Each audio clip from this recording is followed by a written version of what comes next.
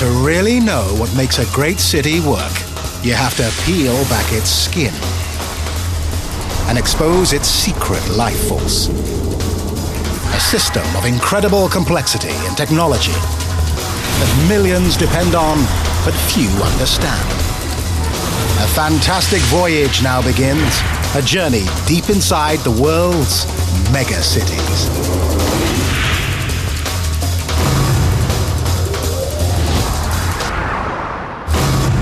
It's the world's biggest city.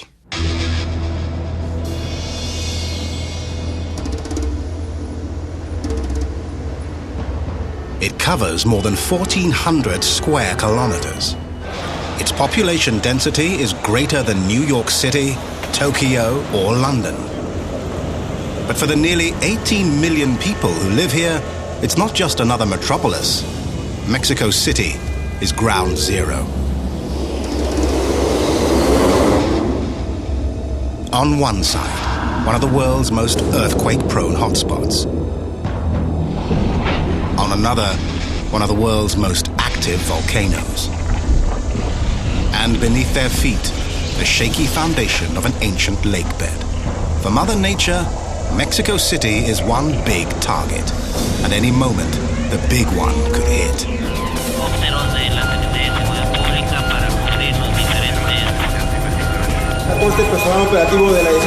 Incidente en cuanto a las presas. Guarden silencio.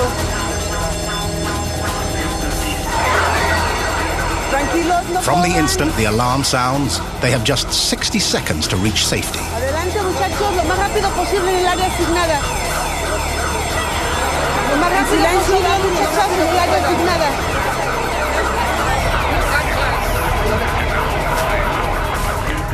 Ahorita son simulacros.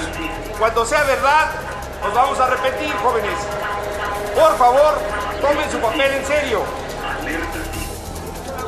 For the children of Mexico City, this drill may seem like fun and games. But for the adults, it's deadly serious. In 1985, they lived through the real thing.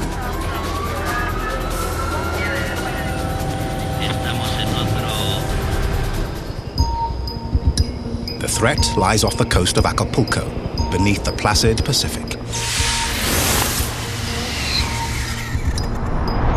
Anywhere along this shoreline, a quake could originate. Here, the Cocos and Rivera tectonic plates are forcing their way beneath the North American plate.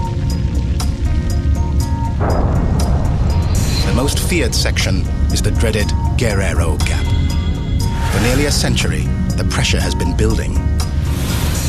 The Guerrero Gap lies 300 kilometers from Mexico City, but for a people devastated by a quake just 2 decades ago, it's too close for comfort.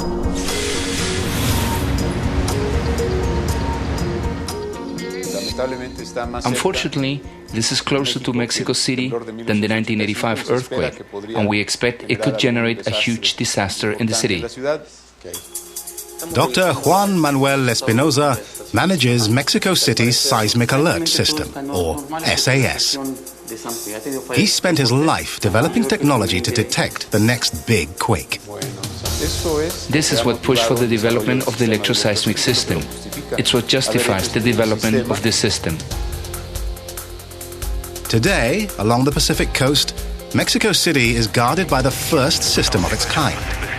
12 seismic sensors to detect earthquake tremors.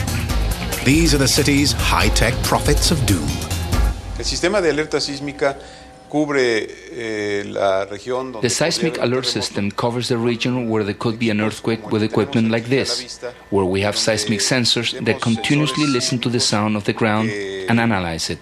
Continuamente escuchan el sonido del suelo y lo analizan.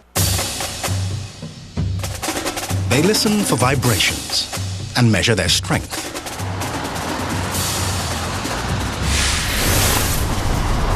The force of any earthquake is measured on the Richter scale. Most people know it by name. Few understand its diabolical mathematics. Though the scale theoretically has no limit, every quake ever measured has fallen between 0 and 9.5. But a single decimal point can mean a giant increase in destruction. Each additional 0.1 means 100% more force. In Mexico City, a quake above 7.5 can destroy buildings. The 1985 quake that devastated Mexico City, 8.0. Beyond 8.5, ruin.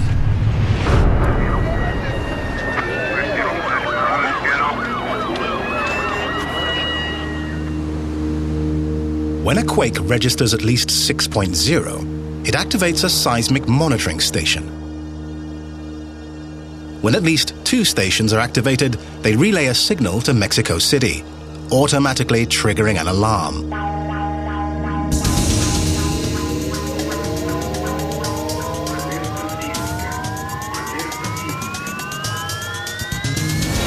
In Mexico City, distance equals time. The city's salvation lies in grade school algebra, and it's already worked.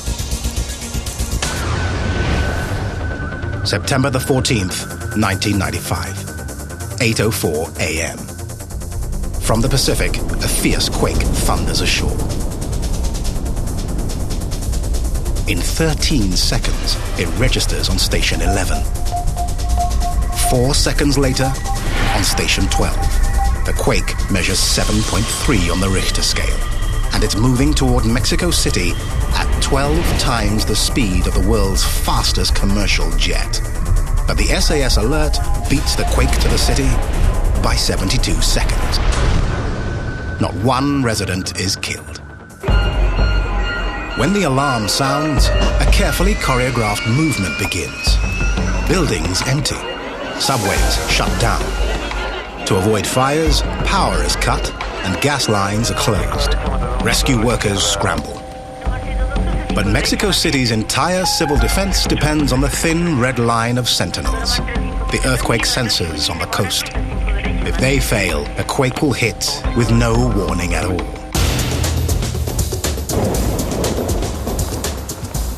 To prevent failures, the sensors are routinely inspected. Today, it's a sensor at the San Pedro station near Acapulco. For Roberto Islas, just getting there is shaky.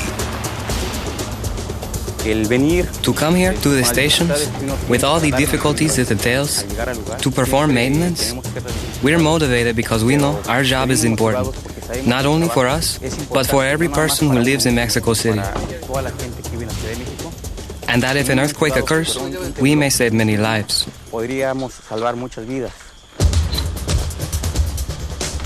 The equipment is so delicate, it needs shielding from the subtropical sun, and Roberto must work fast.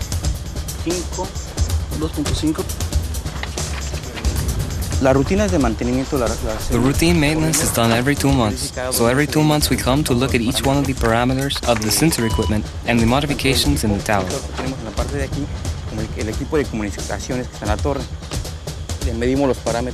We measure the voltage parameters with the multimeter we have here with us. The sensor passes the inspection.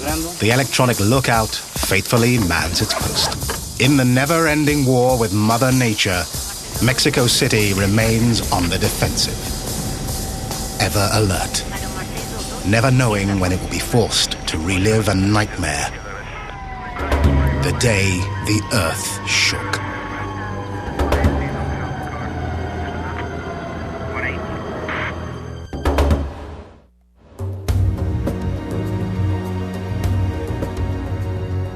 Most great cities are founded on rivers. Mexico City was founded on prophecy. On a swampy island, Aztec legend says, an omen appeared. An eagle perched on a cactus eating a snake. An omen to build. The Aztecs built Tenochtitlan, the city of dreams. Through the centuries, it survived Mother Nature's worst torments. Then, from across the sea, came a man-made disaster. Spanish conquistadors destroyed the city of dreams and built a new city in its place. Centuries later, disaster still arrives from the sea, the epicenter of Mexico City's biggest quakes. Está temblando un poquitito. No se asusten, vamos a quedarnos. Les doy la hora. September the 19th, 1985. Just after 7 a.m. The city awakes to shattering news. Sigue temblando un poquitito, pero pues vamos a tomarlo con una gran tranquilidad. Vamos a esperar un segundo para poder hablar.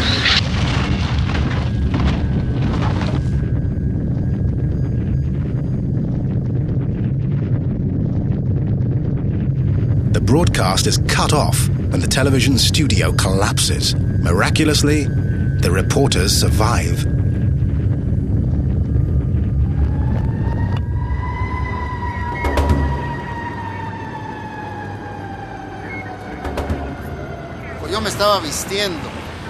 I was getting dressed, but my first worry, because all the TV stations were off the air, was to see what had happened at my workplace. Jacobo Zabludovsky is Mexico's most revered journalist. But on the blackest day in the city's history, he was also an eyewitness. This is Televicentro, Televisa. The only building left standing was that one, 6 floors. All this area had theaters, TV studios, archives. It was all destroyed.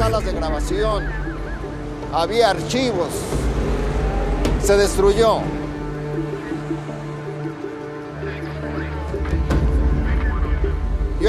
I was director of the news shows at Televisa.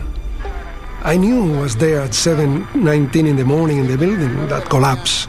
7 floors fell one on top of another like a sandwich. I knew the people who died there. I gave them their jobs. They were my colleagues. Eran mis compañeros.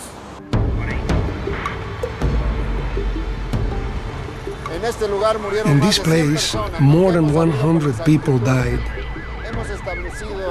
We'll never know the exact number. Amid his grief, the journalist went back to work. Y ahora, señoras y señores,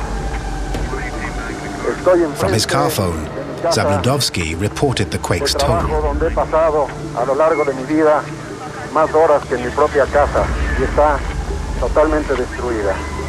Solo espero que mis compañeros de trabajo, mis amigos, mis hermanos de labor estén todos bien.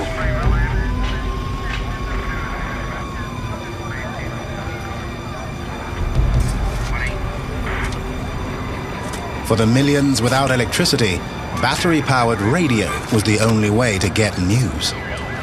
Tengo la tristeza de decir que estoy en presencia de uno de los más grandes desastres que he visto en la historia de la Ciudad de México desde que nací en ella. The grief of an entire city found a voice. Estoy mirando hacia el sur la avenida San Juan de Letrán y es el aspecto de un desastre, como si hubiera caído una bomba. While one man chronicled the disaster, another struggled to survive it. I remember it very well. This hit that corner from over there. It destroyed all that level. It destroyed all the floors. And I fell. I fell over here. Here. I stood here, buried under rubble. Pedro Ferriz de Con lived to become the most popular radio host in the nation. But in 1985, he was just another victim of bad engineering. I believe many of the buildings that collapsed did so because of corruption. In this country, there were regulations for construction. It's true, the authorities monitor the plans, but the materials used were not up to the proper standards. Fewer materials were used, less steel was used, a lower quality of concrete was used. The result was, many buildings that from my point of view were not supposed to fall actually did. Even the most important buildings weren't constructed to withstand the shock waves. A few blocks over there, there's the National Hospital of Mexico. It fell. Hospitals, churches, stadiums, and public spaces should be built differently. They can't collapse. Well, it fell completely. There were kids, babies, who were under the debris for 15 days, without water, without food. And they took them out alive over there, alive. These are miracles that are walking in the streets of Mexico City today. As a matter of fact, I was a miracle too. I thought I was going to die.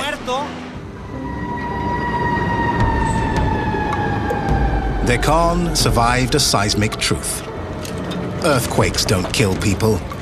Buildings do. In all, 412 buildings were leveled. Thousands more were damaged beyond repair.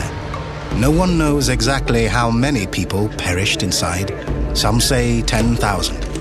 Estimates go as high as 30,000. What made the damage so great is the very ground the city is built on.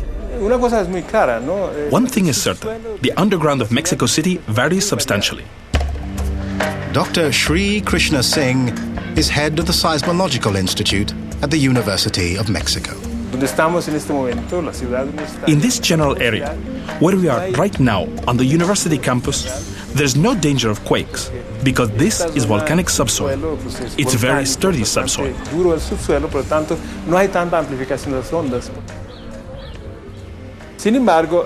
However, the lake area is a very vulnerable part of the city.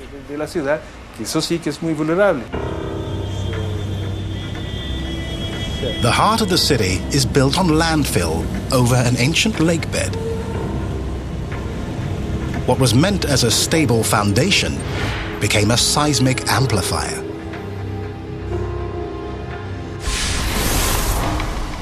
Seismic waves travel from the epicenter of an earthquake like ripples in a pond, losing strength with distance. But not here.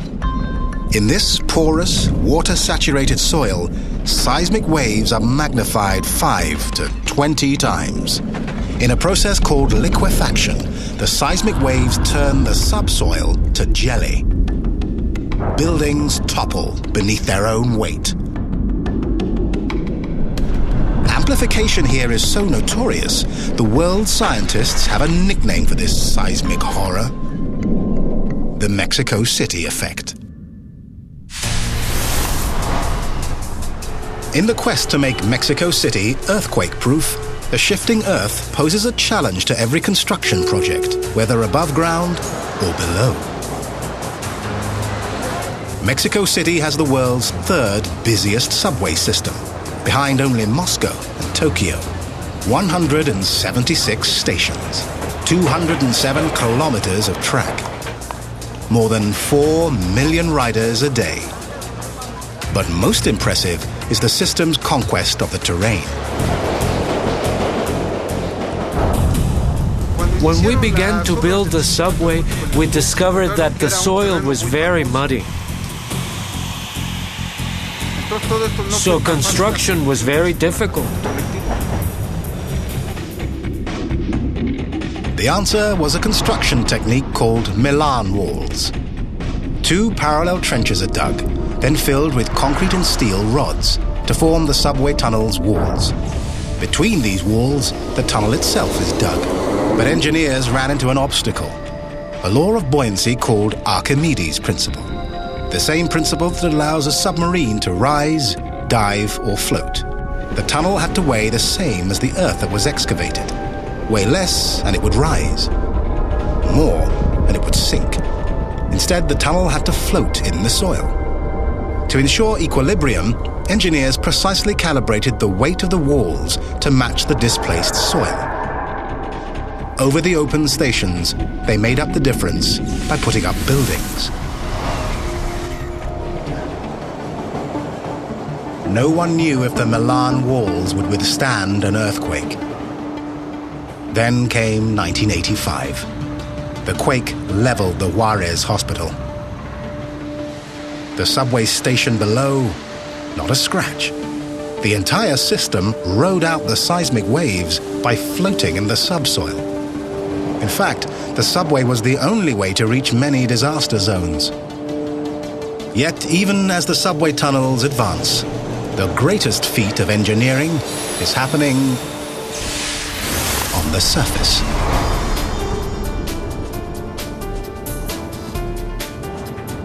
While the city sleeps, work continues on one of the biggest projects in its history, the Segundo Piso, or second floor. 12 kilometers long when complete, it's built directly above the Periférico, the traffic-clogged freeway that rings the city. The Segundo Piso is built not only to withstand a quake like 1985, it's built partly because of it. People fled the city for the suburbs, seeking a safer place to build. And the city started expanding, creating many problems, because as more people travel, you have more traffic problems, more pollution. The 1985 quake shocked the city. Claudia Scheinbaum is the project director. The goal is to provide a road to the western part of the city, and particularly to divide the drivers with long trips, so they can go on the higher level, from the drivers with short trips, so they can go on the lower level. Scheinbaum's challenge? Unclog the congested highways without creating a death trap. The solution? Tame the unstable terrain. The Segundo Piso will be supported by 179 pillars in a ring around the city. On average, each stands 16 meters and weighs 100 tons. Erecting each one is an engineering challenge in itself. First, the subsoil must be analyzed. Every site in Mexico City is different, and each foundation must be sunk deep enough to withstand seismic waves. Then the column is poured, erected, and locked to its subterranean foundation. Then the piece that locks the column with the concrete foundation is fixed with an engineering process called tensing. So you use cables to pull it, a force that keeps them tense for 50, 60, 70, many years. 50, 60, 70, muchos años.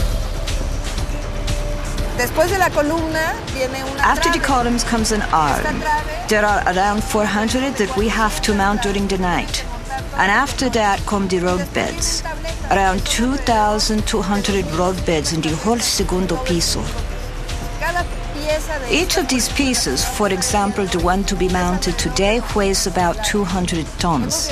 We even mounted pieces we call whales that weigh around 320 to 340 tons. The columns support the arms, and the arms further support the roadbeds. For any engineer, a project like this is a mountain of hurdles, but Scheinbaum must leap a hurdle few others face. Her work has to withstand an earthquake. The Segundo Piso can take an earthquake much stronger than the 1985 one, almost 1.5 times stronger. That's how it's been calculated, but it can probably take even more than that.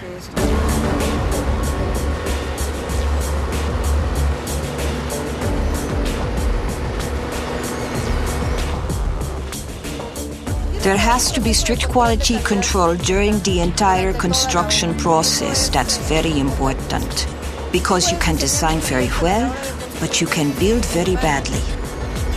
It's an all too common story. Earthquakes and elevated roads just don't mix. This is what happened with many bridges that have fallen. They didn't have the best pieces in a certain place. In 1989, an earthquake hit San Francisco during rush hour and collapsed sections of the Bay Bridge and Nimitz Freeway. In all, 63 people perished. Mexico City has learned from others' mistakes. Instead of resisting the quake, it will move with it. What's important is that the structure moves all together, that there are no moments in which one part moves like this and another moves like this. Because those are the moments when it breaks. It's designed so it moves together. So, if you're on the Segundo Piso at the time of a quake, you'll get dizzy because it's going to move.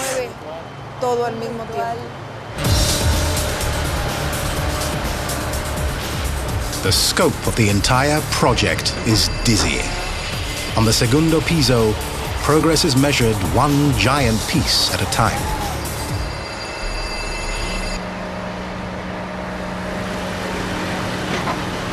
I hope it fits. A perfect fit. Now only 399 more to go. The Segundo Piso is a sign of a city in recovery. To rebuild after the disaster of 1985, Mexico City had to overcome its jitters and conquer its fear of heights, in spite of the towering risk.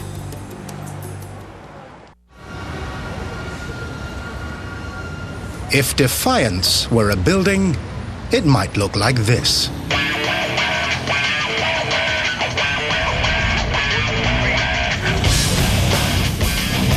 This is the Torre Mayor, the biggest tower. At 55 stories, it's the tallest skyscraper in Latin America. President Vicente Fox calls it the symbol of a new Mexico. And it is. 2 decades after the disastrous earthquake of 1985, Mexico City is no longer afraid to reach for the sky. Just after the quake, the regulations in the city changed. Some regulations were approved that stated we could build only up to 4 floors.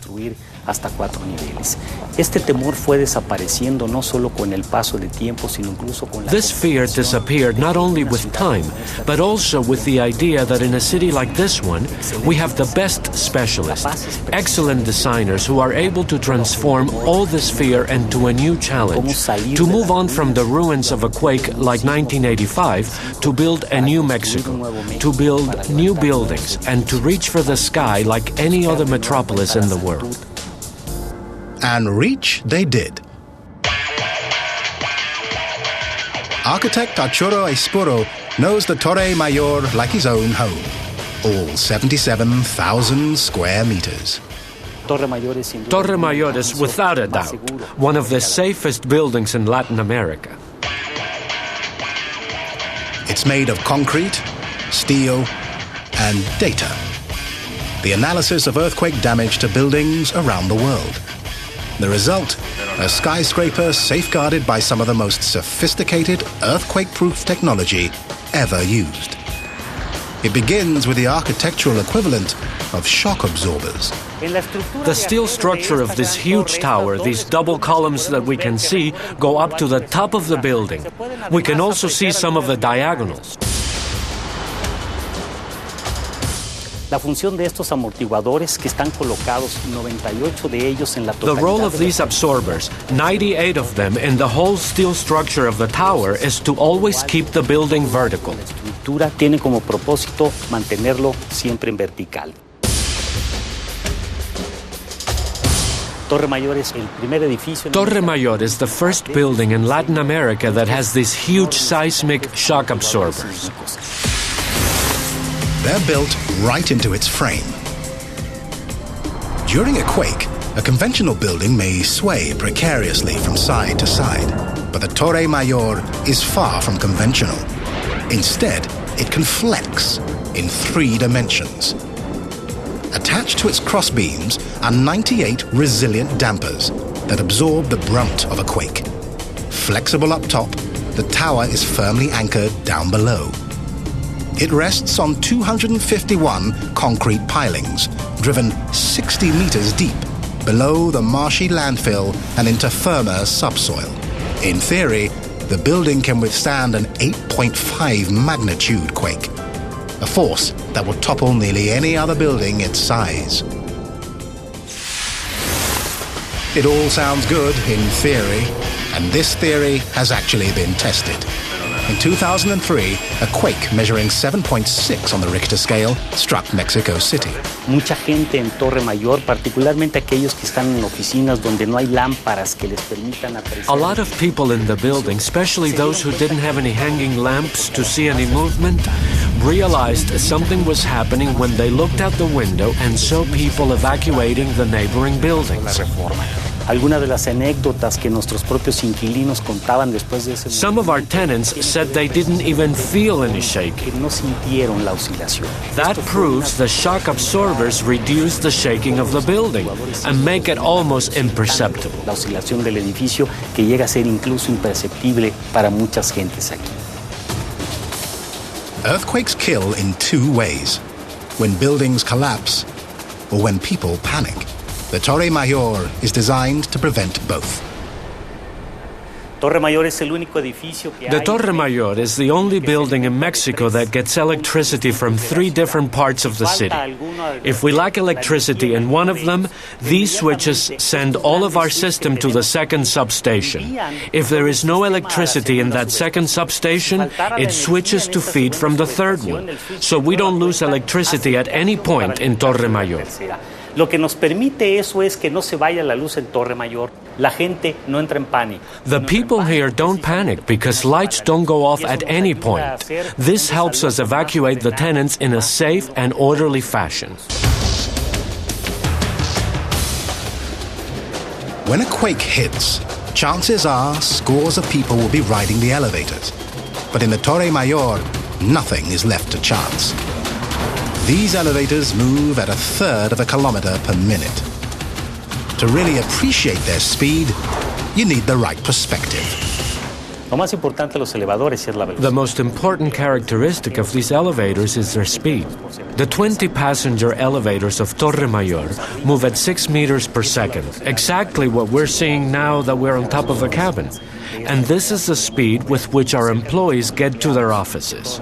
This way, we can move approximately 8,000 employees, and at this speed, they will be able to move continuously.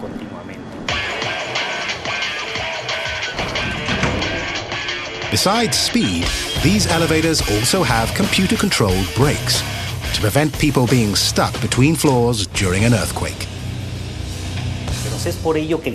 That's why the elevator system contains in its base, in the elevator pit, a seismic sensor that detects any earth movement and then automatically stops the elevator at the closest floor so the passengers can get off. Que los pasajeros puedan bajar. But imagine the worst. Exits blocked below and people trapped up high. No problem. The Torre Mayor has a built-in escape hatch.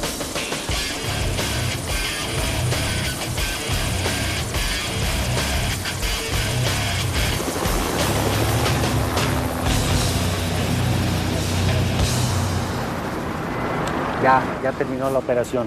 Hay que avisarle a todos los muchachos para que terminen en la maniobra de seguridad.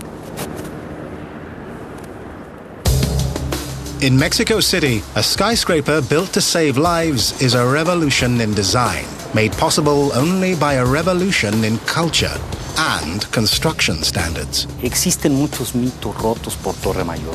The Torre Mayor broke many stereotypes. For instance, during the construction phase of a skyscraper, there was a tradition that somebody had to lose his life. There was a table that said, as a rule, 1 life was lost for every 10 floors. Nobody lost his life during the construction of Torre Mayor, and nobody has lost his life up to today, precisely because we comply with a new culture, with a different Mexico. The Torre Mayor towers over Mexico City, a landmark of stability.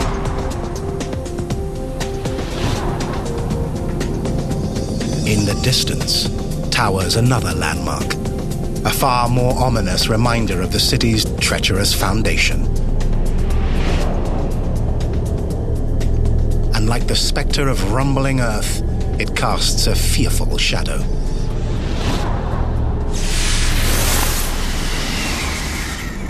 Mexicans call it El Popo, shorthand for its Aztec name, Popocatépetl, the smoking mountain.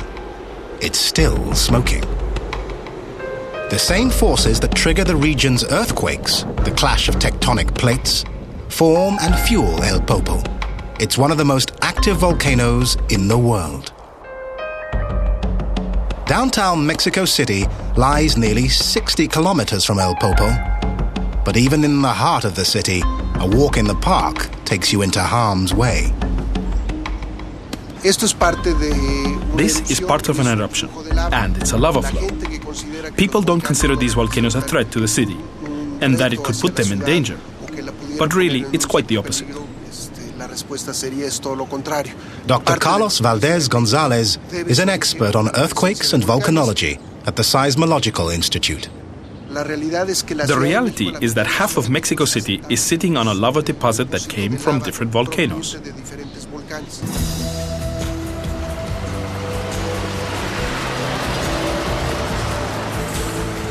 Yet the same forces that can destroy the city gave it life.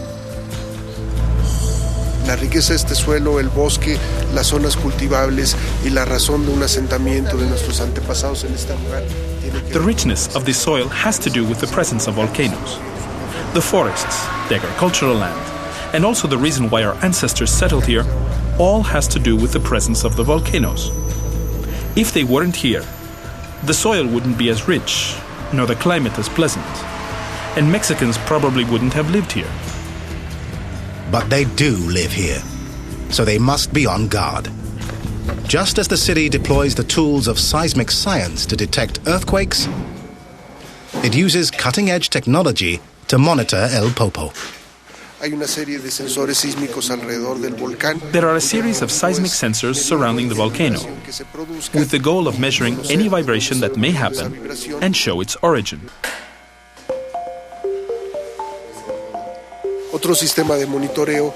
Another monitoring option is to look at any deformation the volcano might have. If material starts coming up, initially the volcano will expand very minimally. So we have instruments, one of which is essential. It's a laser beam that goes up to a reflector inside the volcano, then comes back.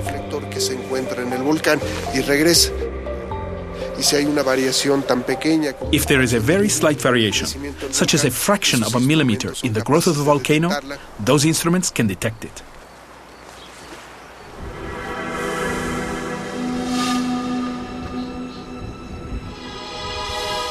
Sensors and lasers aren't the only weapons in his arsenal. Se toman muestras de ceniza, material que ha emitido el volcán, se analizan, se ve el contenido. We analyze ashes or material that the volcano emits. These indicate future activity. Hay una serie de cámaras que vigilan al volcán las 24 horas. Hay la posibilidad de que en la noche la cámara es sensible a la luz y podemos. We have a series of cameras that control the volcano 24 hours. These are cameras sensitive to light that work during the night, so we can detect if it's emitting ashes or vapors. And all these monitoring systems together transmit to Mexico City. We can know about the state of this volcano in real time, 24 hours a day, 365 days a year. Since 1995, El Popo has been smoking, conjuring images of molten doom. But it needn't spew lava to wreak havoc. It doesn't have to be an eruption. Just an explosion of ash could threaten a city as large as Mexico City. When ash meets water, it hardens like concrete. It could grind the city to a halt. We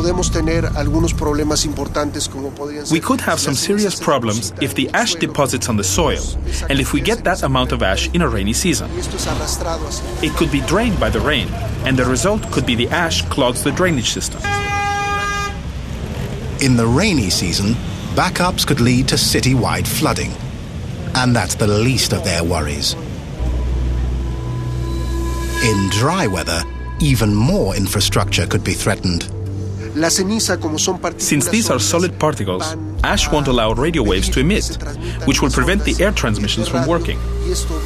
So we would have problems with communication, problems of data transmission, and also, in general, all the machines that have electronic components will be affected by an ash layer, because it will penetrate them and deposit in them. We could also have problems transmitting electricity, and we could face blackouts.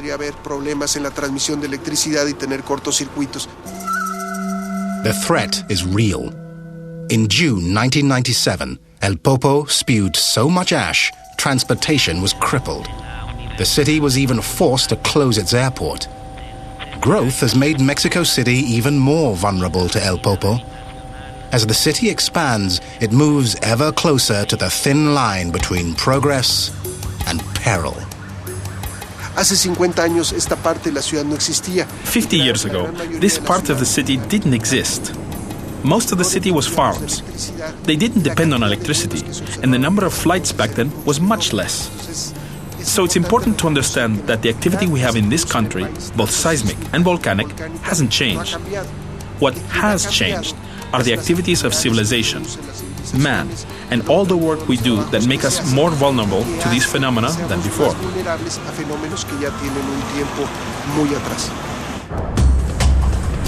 This megacity has chosen to live in a dilemma. Volcanoes on one side, earthquakes on another. Its only defense is early detection. From El Popo to the Guerrero Gap, the city's lookouts keep watch. The moment danger strikes, its guardian angels will leap into action. The alarms will sound. But those in the greatest peril may not hear the warning. When the great earthquake of 1985 struck Mexico City, it toppled hundreds of buildings and left thousands uninhabitable. This is one of them. But someone still lives here. Llegué en septiembre del 44. I came here in September of 1944. I was 14 years old. My mother brought me here from my village. My mother worked here and she rented a small room, and today I am still here. Pilar Valderrama came through the 1985 quake in better shape than the building. The quake got us when we were walking down the stairs, but I never ran. When it shakes, I stop because it's much more dangerous if you start running. Unos vecinos de aquí adelante lo mismo vivían en la azotea y al bajar ya en el One of the neighbors who lived on the top floor, the stairs collapsed and he was smashed there. So I stay here, upstairs, and wait for the quake to end.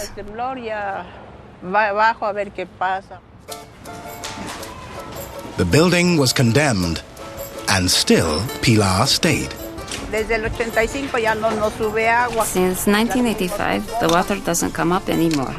We pump it up here, and here we are. But look, even with my poverty, my problems, I'm happy here. As I say to my children, what else do we need? Green spaces, panoramic views? Why worry?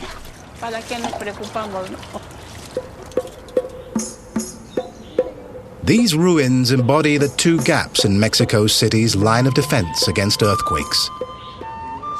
Many old buildings are still vulnerable to a big quake, and many residents still get earthquake warnings not by SAS, but by radio. If the radio's not on, they won't get a warning, just the shakes. If I'm here outside, I feel if we have an earthquake because the water moves, the tub moves, but alarms, we don't hear any alarms. I put my faith in the Lord above, in God, who's the only one who moves us, who protects us.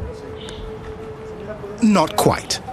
When the next quake hits, Mexico City will fall back on one last line of defense. These are the Condors, a branch of the Federal District Special Forces. They serve as medevacs for every hospital in Mexico City. In an earthquake, they may be the only rescuers who can reach victims in time. The response is immediate. As soon as the alarm goes off, we stop whatever we're doing and immediately go to our choppers.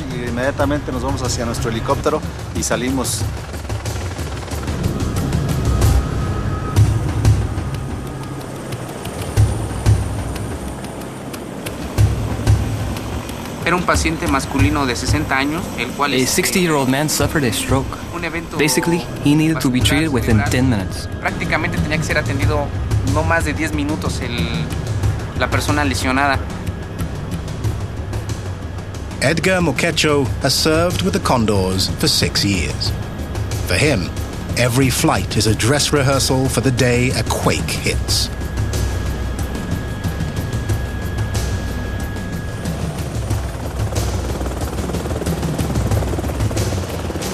Today, they put that training to use. It was very serious, since he had a convulsion when we were in the air. And they had to treat him so he could survive the attack.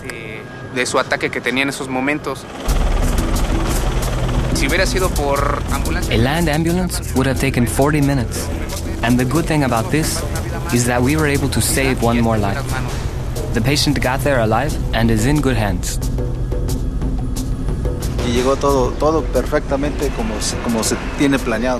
And everything worked as planned, as it was supposed to be.